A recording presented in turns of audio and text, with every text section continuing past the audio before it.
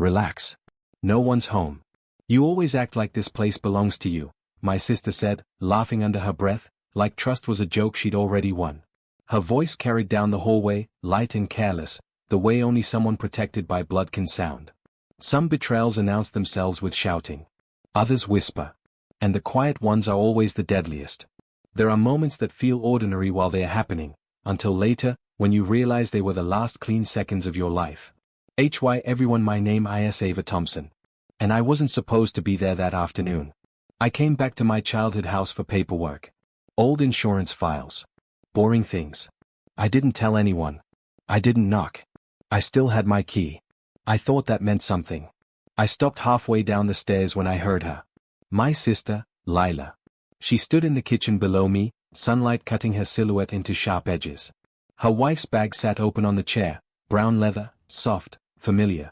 A bag that had carried lunches, laptops, trust. Lila glanced toward the hallway. Once. Quick. Calculated. Then she reached into her pocket. The thing she pulled out was small. White. Almost gentle looking. She held it between her fingers like she was weighing a decision she'd already made. For a second, just one, I wanted to believe I was wrong. That this was medicine. Or a gift. Or something harmless. My mind was turning ugly because sisters are trained to suspect each other. But Lila had never hesitated over harmless things. She slipped it into the inner pocket of her wife's bag and zipped it shut. The sound was quiet. Final.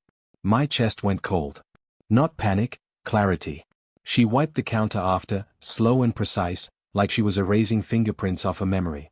Then she smiled to herself. A private smile. The kind you wear when you think no one is watching. Footsteps. Keys. The door closed.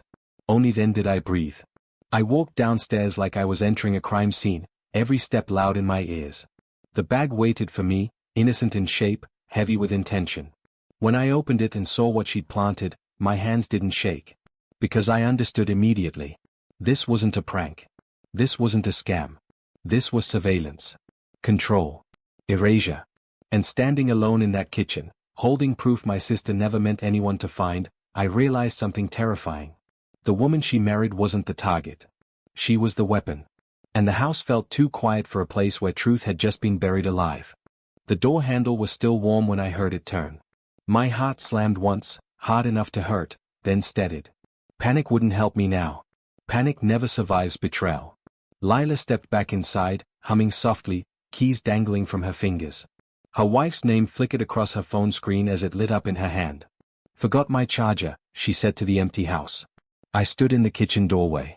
She froze. For a split second, the mask slipped. Not shock, calculation. Her eyes moved to the chair. To the bag. Then back to my face. Ava? She said, too casually. When did you get here? Just now, I lied, because truth felt dangerous already. I leaned against the counter, blocking her view of the bag. You always forget things. She smiled, but it didn't reach her eyes. You scared me.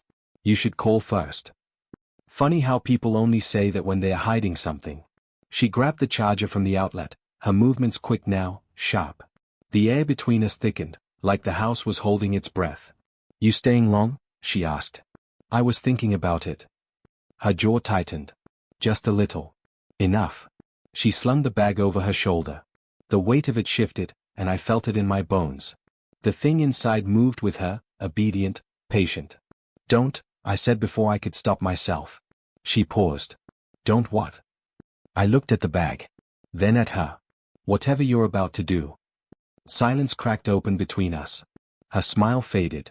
You've always been dramatic, Ava. No, I said softly. I've always been observant. For a moment, I thought she might confess. Or threaten me. Or pretend harder. Instead, she leaned in close, her voice low. You don't know what you think you saw. Then she walked out. The door closed. Again. This time, the sound felt like a verdict. I stood there long after her car pulled away, my pulse finally catching up with reality. The object in that bag wasn't just about control, it was about timing. About patterns. About setting someone up to be exactly where they wanted them to be. And I knew Lena. She never played games unless there was a final move. I pulled out my phone and did the one thing she didn't expect. I called her wife.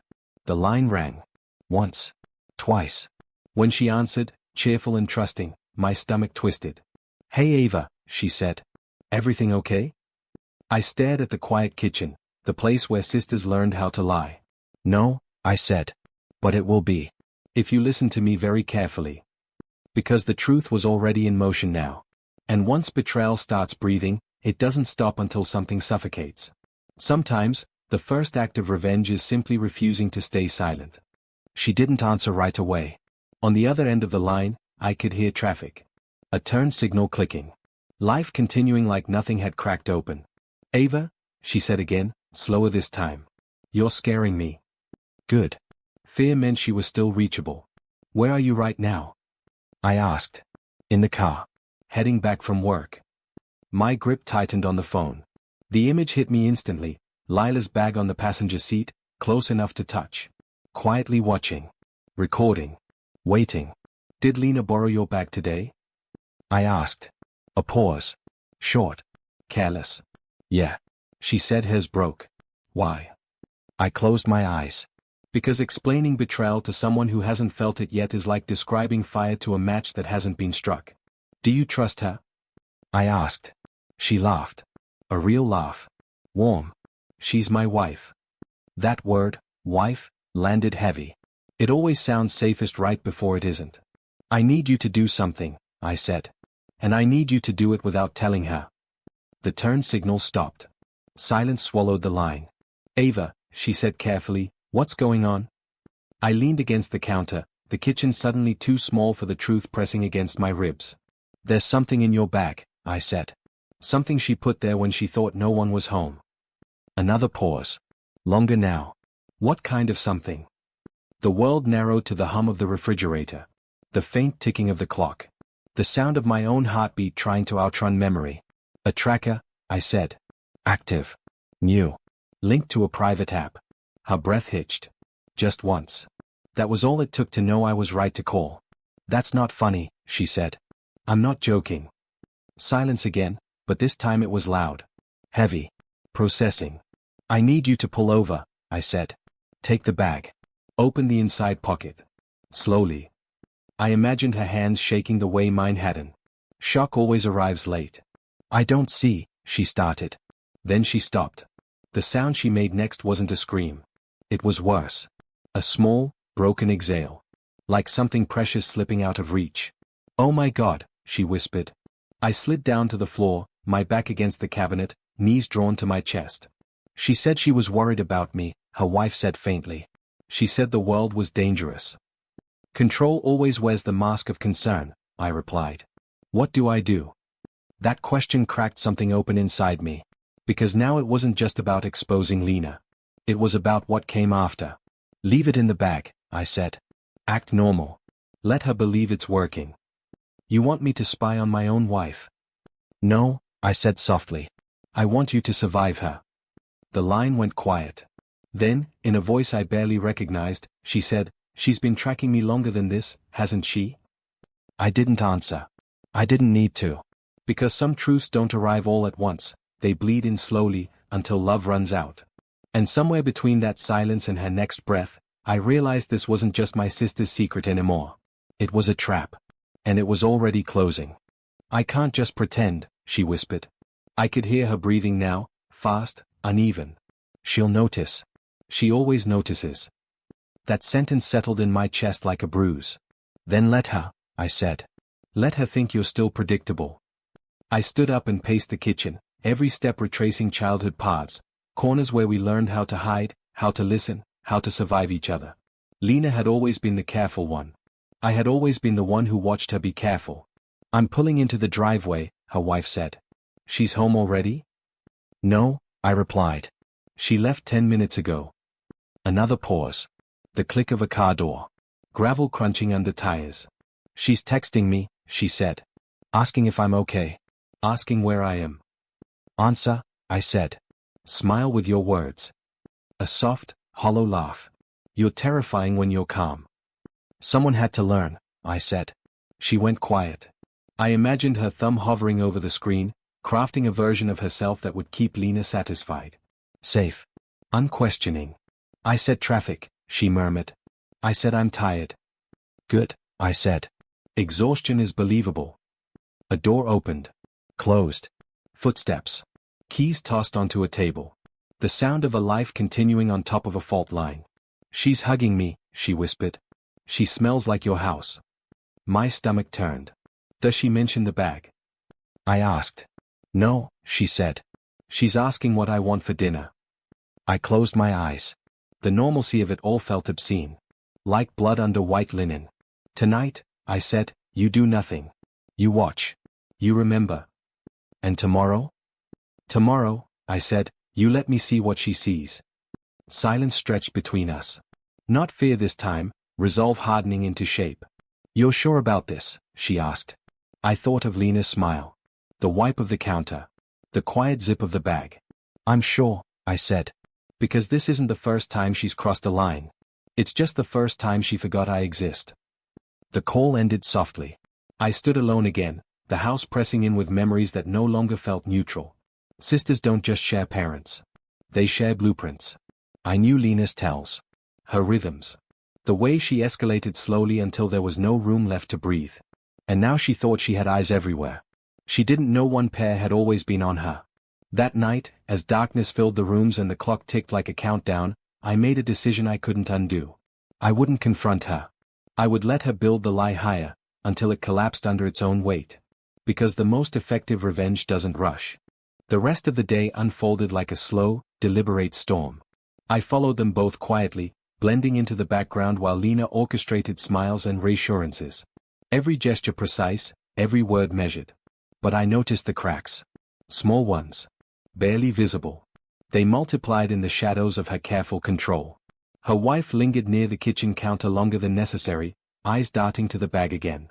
I didn't speak. I didn't need to. Observation was enough. She was already thinking. Already questioning. Already awake to what Lena had tried to hide. By late afternoon, Lena grew impatient. Her foot tapped, a staccato rhythm of irritation.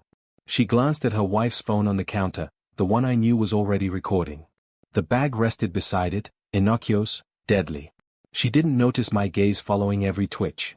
Finally, she tried to reclaim the narrative. You shouldn't worry so much, Lena said, voice sweet but strained, approaching her wife. Everything is fine. I'm just trying to keep you safe. Her wife smiled politely. But it faltered when her hand brushed the bag. Hesitation. A pause. The smallest tilt of the head. That tiny moment of distrust, it was enough to ignite the fire. I felt a thrill that surprised me. Not cruelty, not yet, but satisfaction. Justice was slow. It was quiet. It didn't scream, it seeped into the corners where deceit hides. You've been tracking me for months, her wife said softly, almost a whisper. Why? Lena froze. The first crack in her facade. That carefully constructed mask had slipped without warning. Excuse me? Lena stammered, words clipped. A shadow of panic flickered across her face. I watched the tension thicken, like fog rolling into a room that had been artificially bright. Every step Lena had taken to control, every smile she'd forced, every little careful had collapsed in a single sentence. You lied, her wife continued, voice calm but pointed. About trust. About safety. About us.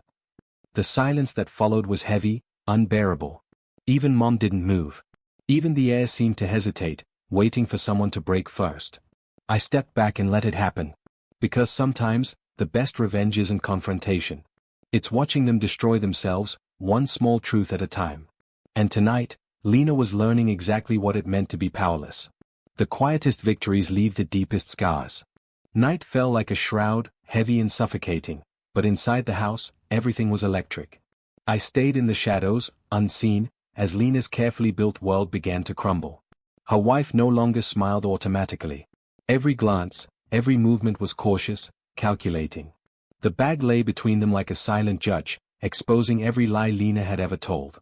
She's been watching me, her wife said finally, her voice steady now. No fear. Only quiet, hard resolve. Everywhere. Every moment.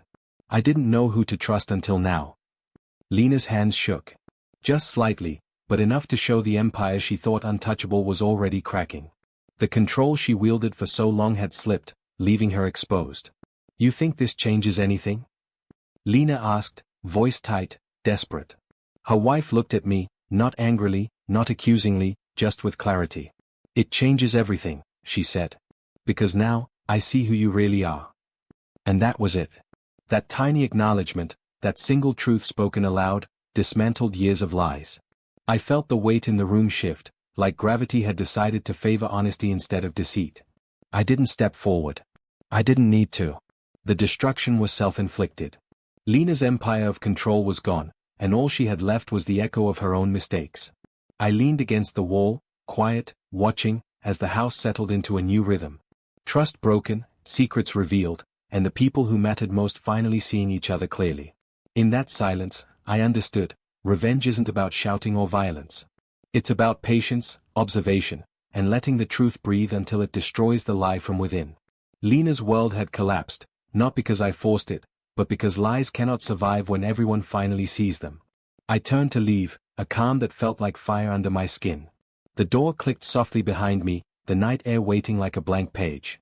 And with that, I stepped into the quiet aftermath of betrayal.